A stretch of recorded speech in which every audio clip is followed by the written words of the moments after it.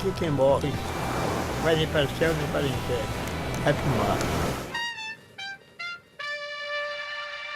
Oi pessoal, sejam muito bem-vindos ao Cinemital. Nesse canal eu falo sobre filmes, então se você gosta desse tipo de conteúdo, já deixa o like, se inscreve e compartilha com seus amigos. Esse é o segundo vídeo de uma série sobre o Gabriel Mascaro, diretor brasileiro de O Último Azul, filme que ganhou o Urso de Prata nesse ano no Festival de Berlim, e que vai estrear nos cinemas brasileiros ainda esse mês, no dia 28 de agosto. São 5 episódios, então já ativa o sininho para não perder nenhum vídeo. Se caso você tiver chegado agora, clica aqui em cima para ver o primeiro episódio, onde eu faço comentários gerais sobre a sua filmografia e também falo sobre os seus documentários. No episódio de hoje, eu vou comentar o filme Ventos de Agosto, que é o seu primeiro longa de ficção. Bora lá! Numa vila pacata no interior do Alagoas, Shirley e Jason trabalham numa plantação de coco e vivem um romance secreto. Um pesquisador desconhecido chega na vila em busca dos sons dos ventos de agosto. Junto desses ventos, a maré alta, a morte e os conflitos dos personagens. Nesse filme, o Gabriel Mascaro assina a direção, o roteiro, a direção de fotografia, faz co-direção de arte e ele também atua no filme, faz o personagem do pesquisador de sons. É praticamente um cinema de guerrilha porque ele foi produzido com um pouco mais de 100 mil reais. Pra quem manja um pouquinho de orçamento de filme sabe que esse valor é muito baixo ou quase nada pra produzir um longa-metragem. A ideia desse filme partiu de uma viagem que ele fez pro Alagoas e encontrou uma vila que tinha um cemitério na praia que estava sendo tomado pelas águas do mar. E a partir disso, dessa imagem, ele criou esses personagens fictícios que vivem nessa vila afastada de tudo e que tem uma relação diferente com a morte. Aqui quem morre não vai nem pro céu, nem pro inferno.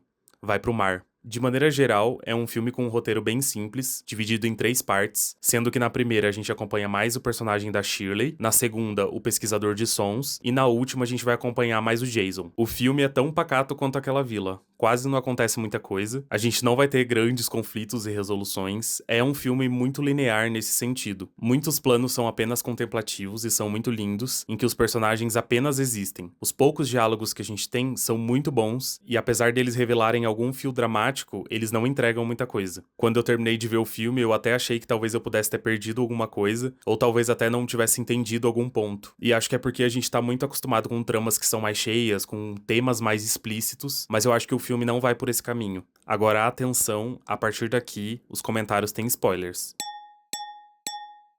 Aqui em Ventos de Agosto, eu vi muito do Mascaro de Avenida Brasília Formosa e A Onda Atrás o Vento Leva, no sentido de que a ficção e a realidade são muito misturadas. No caso dos dois documentários, a gente sabe que os personagens são reais, as histórias são reais, mas elas são performadas, são encenadas, ou não. Aí aqui nesse filme, a gente parte de personagens que são fictícios, que interagem com uma vila real com personagens reais. É o caminho oposto. É intrigante quando a gente sabe que a única atriz profissional do filme é a Dandara de Moraes, que faz a Shirley. No caso do Jason, o Mascaro fez um teste de elenco ali na vila e selecionou o Jeová Manuel dos Santos. Na vida real, ele é um artesão. Falando ainda desse ponto, eu descobri nas minhas pesquisas que uma das cenas mais inusitadas do filme foi improvisada. Muitas vezes o Mascaro pedia pro elenco criar os seus próprios diálogos, meio que numa forma de exercício. Na cena em que a Shirley e o Jason levam o crânio que eles encontraram no fundo do mar para um dos pescadores da vila, o senhorzinho reconhece o morto pelo dente de ouro. E essa cena não foi escrita, não foi ensaiada. Mas digamos que seria impossível a gente descobrir isso se ele não tivesse dito em uma entrevista.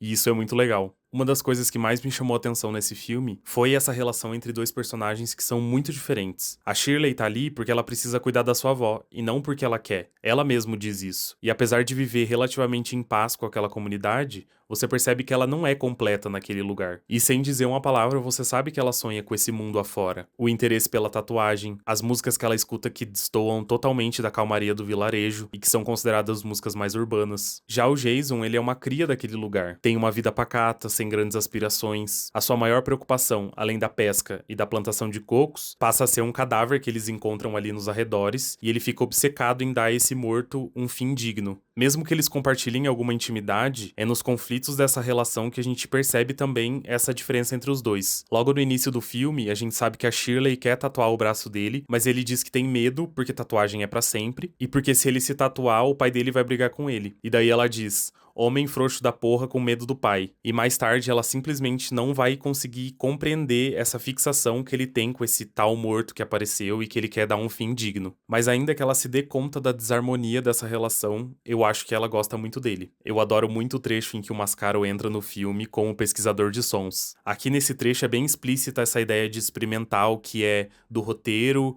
ensaiado, e o que é improvisado, que é mais real. O personagem dele chega nessa vila sem explicação, e as pessoas parecem de fato não saber quem ele é, não dá pra saber até que ponto elas foram contextualizadas ali daquela situação. Mas existe uma verdade tão grande ali na reação dos moradores, daquelas crianças, que me faz muito acreditar que aquilo ali tudo é um grande interlúdio improvisado do filme. Às vezes parece que nem o Mascaro sabe muito bem pra onde os acontecimentos vão. Parece mesmo uma grande experimentação gravada. E o fato disso tá num filme que se assume enquanto ficção é muito interessante. O resultado disso é bem divertido. Eu não esqueço de uma cena em que ele se aproxima da casa de uma mulher que tá ouvindo uma música alta e ele pergunta pra ela onde ele pode encontrar um lugar mais calmo, com menos barulho, pra gravar os sons dele. E daí ela parece não entender muito bem o que ele tá perguntando, porque ela diz que não sabe, e ele termina a cena direcionando o microfone pra música que ela tá ouvindo. Eu achei muito engraçado e inusitado, essa cena me marcou muito. É o tipo de humor que também tá na obra do Mascaro sempre que ele pode colocar. Isso aí, rodando, é sobre o quê? Pra registrar o vento. Eu acredito que o filme tem muita poesia também, nos enquadramentos das palmeiras e os trabalhadores subindo nelas, as imagens da Shirley tomando sol no barco, nos dois deitados nus no caminhão com os cocos, a Shirley penteando o cabelo da sua avó. Eu gosto muito também das imagens do pesquisador de sons, no cenário da comunidade. Tem um outro plano lindíssimo ali pro final do filme, em que eles estão colocando algumas pedras pra impedir as ondas do mar de chegar no cemitério, e tá à noite. E daí eles estão com as lanterninhas acesas e no fundo o mar tá refletindo a luz da lua. É muito lindo. É muito bem fotografado. E essa poesia, ela não vai estar só na imagem, ela vai estar nos diálogos também. Os que mais me marcaram foi o do velho pescador reconhecendo a caveira pelos dentes de ouro. É definitivamente uma cena muito boa do filme. Tem também o diálogo em que o pesquisador de som pergunta pro Jason sobre o pulmão das pedras. E alguns diálogos da Shirley com a sua avó também são bem interessantes. Fica abrindo e fechando.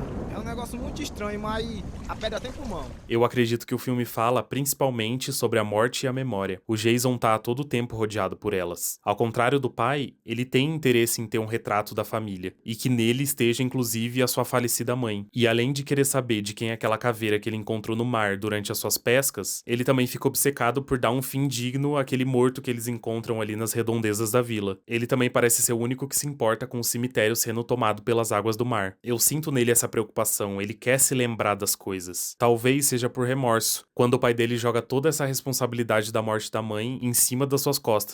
Talvez por entender que a memória é pertencimento. Eu sinto um pouco dessa melancolia vindo do personagem do Jason, quase que numa tentativa muito humilde de respeitar a memória dos outros. A memória, assim como a morte, é inerente a todos nós. Para além de uma estratégia de sobrevivência, é o medo do esquecimento.